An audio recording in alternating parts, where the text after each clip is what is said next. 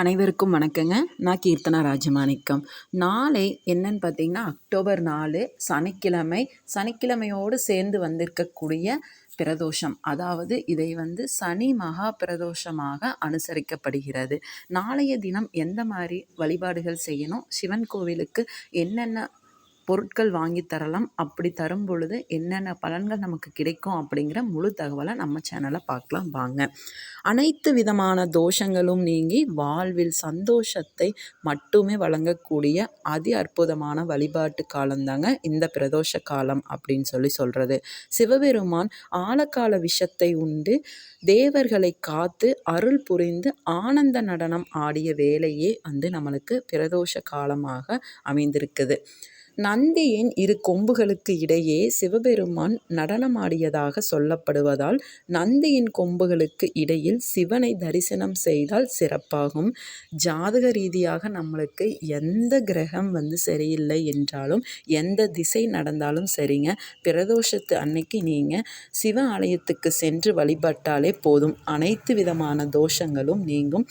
அதுவும் சனிக்கிழமைகளிலும் வந்திருக்கக்கூடிய சனி பிரதோஷம் அன்னைக்கு விரதம் இருந்து சிவ தரிசனம் செய்தால் அனைத்து விதமான பாவங்களும் நீங்கிவிடும். ஒவ்வொரு மாதமும் நம்மளுக்கு வரும் திரியோதசி திதியில் மாலை 4:30 மணி டு 6 மணி வரையிலான காலத்தை பிரதோஷ காலம் அப்படின்னு சொல்கிறோம். சனிக்கிழமையும் திங்கட்கிழமையும் வருகின்ற பிரதோஷ நாட்கள் மிகவும் விசேஷமானதுங்க. நம்மளுக்கு ஒரு சனி மகா பிரதோஷம் அன்று நீங்கள் விரதம் இருந்து சிவனை வழிபட்டால் 5 ஆண்டுகள் சிவன் கோவிலுக்கு சென்ற பலன் நம்மளுக்கு கிடைக்கும் அப்படின்னு சொல்கிறாங்க.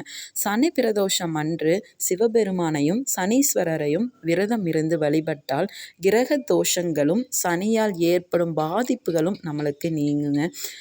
சரிங்க, அபிஷேகத்துக்கு வாங்கி கொடுக்க வேண்டிய பொருட்கள் என்ன அப்படின்னு பார்த்துடலாம். இப்போ நான் சொல்லக்கூடிய 5 பொருட்களை நீங்கள் சிவன் கோவிலுக்கு நடக்கும் சிவ பூஜைக்கு வாங்கி கொடுத்தால் கேட்ட வரங்களை கொடுக்கக்கூடியவர் சிவபெருமான். நினைத்தது நடக்குங்க, குடும்பமும் செழிப்படையும்.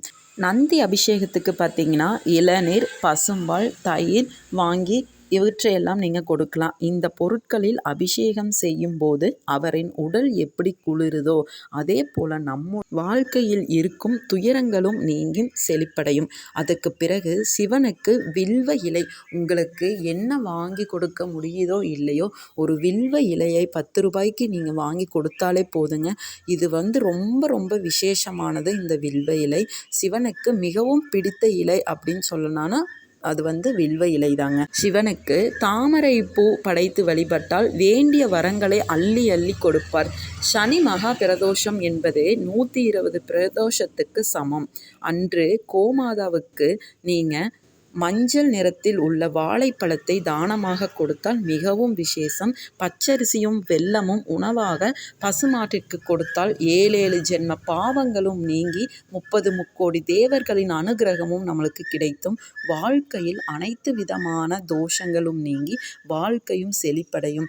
நீங்கள் நோய் நொடியால் பாதிக்கப்படுறீங்க அப்படின்னா பிரதோஷம் தவறாமல் சிவ ஆலயத்திற்கு சென்று ஓம் நமச்சிவாய ஓம் நமச்சிவாய அப்படிங்கிற மந்திரத்தை நீங்கள் 108 முறை நீங்கள் சொல்லலாம். நீங்கள் பிரதோஷத்தை அன்னைக்கு எல்லா பொருட்களும் வாங்கி கொடுக்கணும் அப்படிங்கிற அவசியமே இல்லைங்க.